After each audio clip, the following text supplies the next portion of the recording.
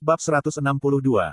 Diupload oleh Baca Suara. Jangan lupa like dan subscribe, agar kami makin semangat upload lebih banyak.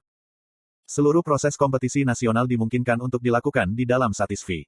Tapi, pemerintah Korea mengundang para player ke Korea Selatan untuk tujuan menarik wisatawan, dan memutuskan untuk membuat beberapa acara offline, termasuk upacara pembukaan. Hasilnya sukses besar. Karena jumlah wisatawan asing yang berkunjung ke Korea mendekati 800.000, efek ekonomi yang diciptakan diharapkan melebihi perkiraan pemerintah Korea. Berkat ini, otoritas Grup SA telah meningkat. Sudah ada banyak negara yang meminta untuk dipilih sebagai tuan rumah berikutnya, untuk kompetisi nasional. Eksekutif Grup AA mengkonfirmasi jika harga saham telah meroket dan bersulang. Itu adalah win-win. Pemerintah Korea Selatan dapat menjadi tuan rumah kompetisi nasional dengan dukungan dari Grup SA. Dan mereka mencapai pertumbuhan ekonomi yang tinggi dan mendapatkan dukungan luar biasa dari masyarakat. Harga saham Grup SA naik, dan mereka dapat menunjukkan pengaruh yang luar biasa. Menurut kebijakan mereka, mengembalikan 3,6% dari keuntungan ke masyarakat.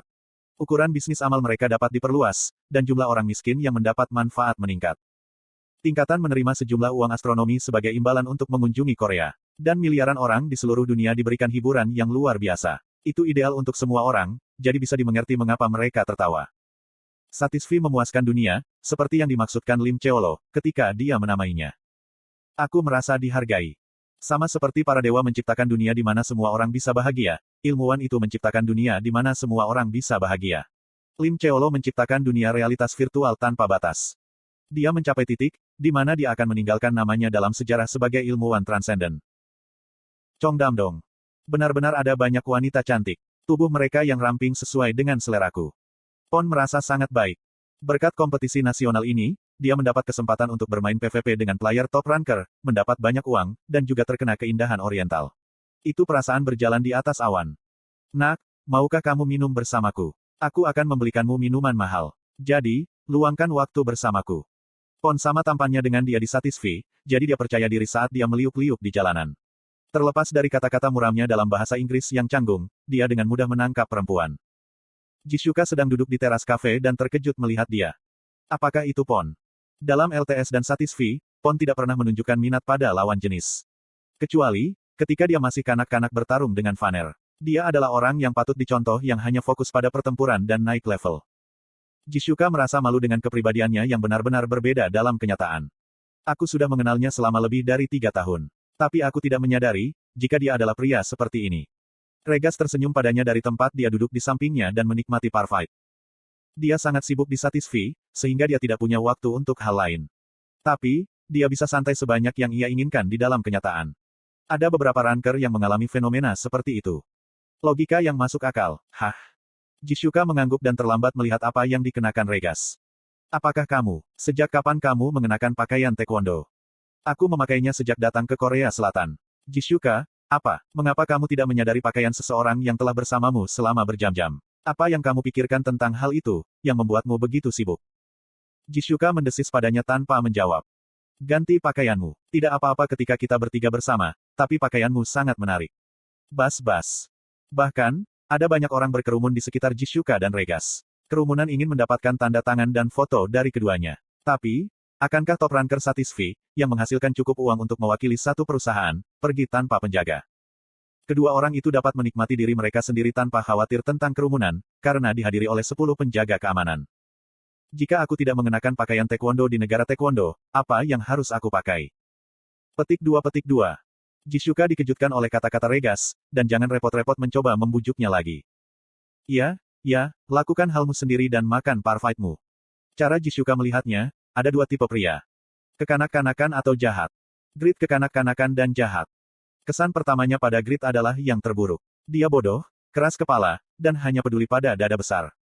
Namun, dia mulai matang secara mental pada suatu saat, dan kejahatan itu bahkan pergi setelah menikahi Irene. Dia mengabdikan diri pada Irene dan tidak goyah, ketika dia melihat dada besar Jishuka lagi. Apakah itu karena dia menyaksikan proses perubahan ekstrim secara real-time?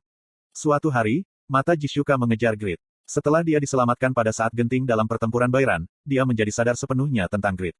Tapi, Grit yang dilihatnya hanyalah gambar di Satisfy. Dia tidak tahu bagaimana tampangnya dalam kenyataan. Jika aku benar-benar bertemu Grit, aku khawatir dia akan seperti Pon. Apakah dia akan kecewa? Tetap saja tidak apa-apa. Aku di Korea Selatan dan memiliki kesempatan untuk bertemu dengannya. Ya, Aku sudah memutuskan. Jishuka berdiri. Orang-orang berteriak ketika tubuhnya yang menggerahkan, disembunyikan oleh kursi, terungkap. Aku akan kembali ke hotel. Kenapa tiba-tiba? Ini adalah pertama kalinya kamu berada di Korea Selatan. Jadi, bukankah kamu harus jalan-jalan? Aku dapat kembali ke Korea Selatan kapan saja, saat ini aku ingin terhubung dengan Satisfy. Itu sikap yang bagus. Tiba-tiba Regas tampak sangat termotivasi saat dia bangkit dari tempat duduknya setelah Jishuka. Setiap saat sangat penting. Oke, ayo berburu dan naik level selama waktu luang kita. Bagaimanapun, kita berdua tidak memiliki apapun dalam jadwal turnamen hari ini. Kamu bisa naik level sendirian. Aku akan terhubung untuk meminta alamat rumah Grid. Regas menanyainya.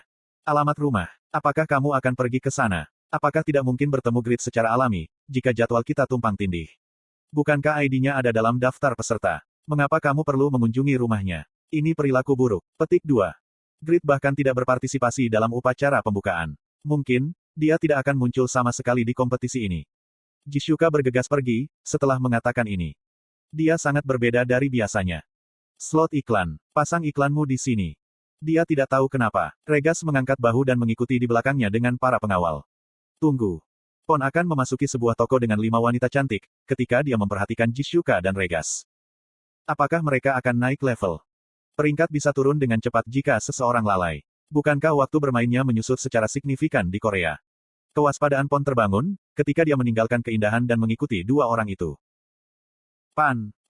Akhirnya aku tiba. Dia terbang, minum potion, terbang lagi, turun ketika waktu ramuan cooldown-nya berakhir, terbang lagi, dan itu diulangi sampai Grid mencapai Cock Island. Yang bagus adalah stat perseverance-ku meningkat. Dia telah terbang selama 46 jam tanpa henti. Sehingga, staminanya telah habis beberapa kali. Dia tergoda untuk beristirahat beberapa kali, tapi dia tidak ingin melewatkan waktu pemijahan Helgao. Itu adalah perjalanan yang sulit yang melampaui triathlon, tapi dia bertahan dan bisa tiba di tempat ini tepat waktu.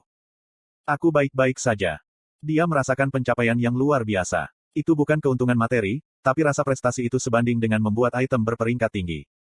Perasaan puas yang aku rasakan, ketika aku melampaui batasku. Apakah ini alasan mengapa orang-orang mendaki gunung atau melakukan maraton? Aku harus mendaki gunung di depan rumahku besok. Grid terbang di langit dengan ekspresi segar. Dia melihat ke pulau itu. Kota yang bagus. Pulau Kok berukuran seperempat ukuran Pulau Jeju. Itu bukan pulau kecil dan iklimnya ringan, sehingga kota yang dibangun di tengah pulau itu sangat berkembang. Ini level yang mirip dengan Bairan. Populasi pulau itu harusnya puluhan ribu. Bukankah ada banyak tempat berburu dan spesialisasi yang berguna? Grid turun ke tanah dan memasuki kota. Berkat hoodie zip up, dia tidak perlu check-in dan secara alami bisa muncul di kerumunan. Kemudian, dia berhenti di sebuah restoran, tepat sebelum Dungeon Helgao untuk mengisi rasa laparnya. Kura-kura dan daging ikan paus. Aku belum pernah mencobanya. Apakah ini lezat? Pemilik restoran dengan percaya diri memberi Grid rekomendasi. Tentu saja itu enak. Sangat lezat untuk makan kura-kura dan paus secara bersamaan. Kamu harus mencobanya. Dia mengajukan pertanyaan kepada NPC dan merespons seperti yang mereka inginkan untuk membangun afinitas. Cara paling efisien untuk membangun afinitas dengan pedagang NPC adalah membeli banyak barang dagangan mereka. Grid yang seorang warrior, bahkan tidak tahu dasar-dasar ini. Dia membangun afinitas dengan berinteraksi dengan mereka untuk waktu yang lama. Tapi, Grid sekarang memiliki kolega yang kuat bernama Huroi. Selama beberapa bulan setelah insiden Sisik Sylphid, dia menghabiskan banyak waktu dengan Huroi, dan belajar bagaimana membangun afinitas dengan NPC. Aku percaya padamu dan akan mencoba daging kura-kura dan paus. Tolong beri aku sepiring kura-kura dan daging ikan paus. Ya, beri aku makanan yang mewakili pulau ini. Ayo makan porsi ganda hari ini.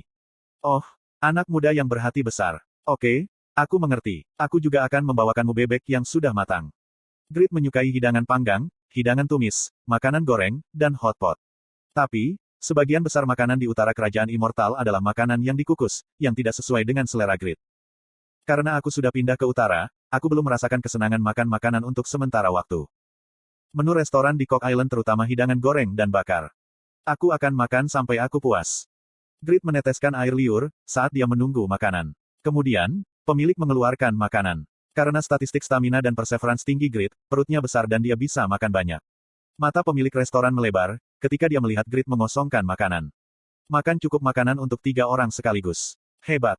Pada kasus ini, apa yang akan dilakukan Huroi sekarang? Grid berpikir, sebelum berkata sambil tersenyum. Aku biasanya tidak suka ini, tapi masakanmu yang luar biasa membuatku makan berlebihan. Haha. Martabat tinggi Grid memberi rasa penindasan pada target, tapi itu juga bisa menginspirasi rasa suka pada mereka. Bukankah wajar baginya untuk memberikan suasana yang menawan dan sopan? Pemilik restoran langsung terpesona oleh Grid. Kamu terlihat seperti seorang pelancong. Jadi, mengapa kamu datang ke Cock Island? Aku telah berhasil. Grid menanggapi mata pemilik yang ingin tahu dan menguntungkan, aku datang untuk melihat monster yang punya api neraka. Bisakah kamu memberitahuku, di mana Dungeon itu berada? Petik 2. Tidak, apakah kamu berbicara tentang Helgao? Pemilik restoran terkejut. Dungeon tempat dia muncul terletak di utara kota. Tidak, aku tidak bisa memahaminya. Mengapa kamu ingin melihatnya? Bukankah itu tindakan bunuh diri?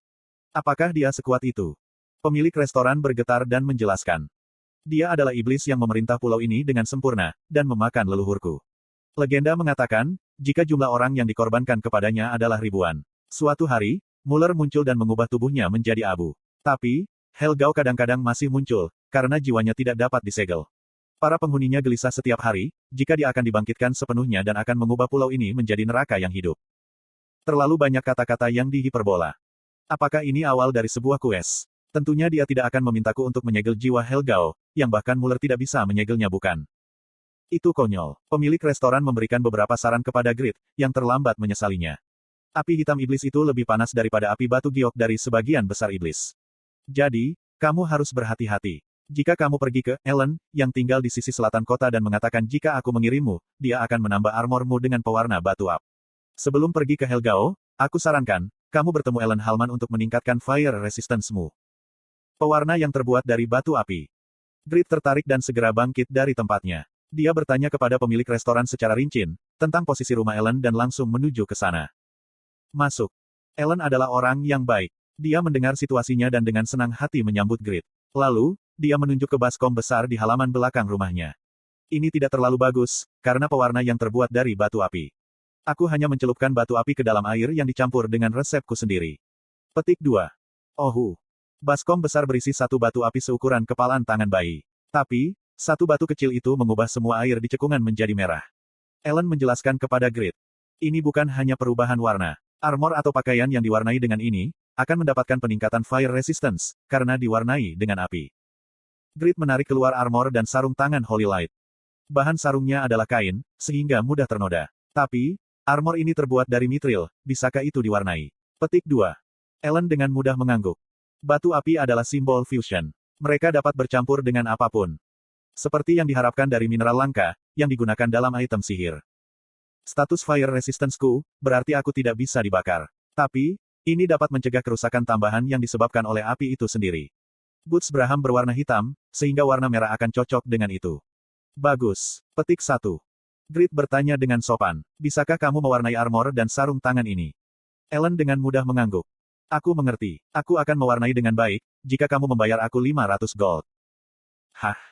Grid berpikir, jika Ellen adalah NPC yang tersembunyi. Dia percaya itu adalah kesempatan untuk mendapatkan manfaat gratis, karena kedekatannya dengan pemilik restoran. Namun, dia meminta uang. Ketika Grid merasa bingung, player lain mulai tiba di rumah Ellen. Apakah kamu nenek Ellen? Aku mendengar tentangmu dari nenek di toko kelontong. Aku mendengar tentang kamu dari blacksmith. Kamu dapat meningkatkan fire resistance. Grid melihat ini dan dengan cepat menyadari. Tip yang diberikan pemilik restoran kepadaku, bukanlah hal yang istimewa. Ellen bukan NPC tersembunyi. Dia hanya seorang pedagang, dan penduduk Cock Island terampil meminta pelanggan untuknya. Dunia ini benar-benar sulit. Grid mengeluarkan 500 gold dengan tangan gemetar. Tidak buruk untuk menganggapnya sebagai 500 gold untuk memberikan opsi tambahan pada dua item. Dia tidak bisa mengetahui nilai numerik dari opsi tambahan.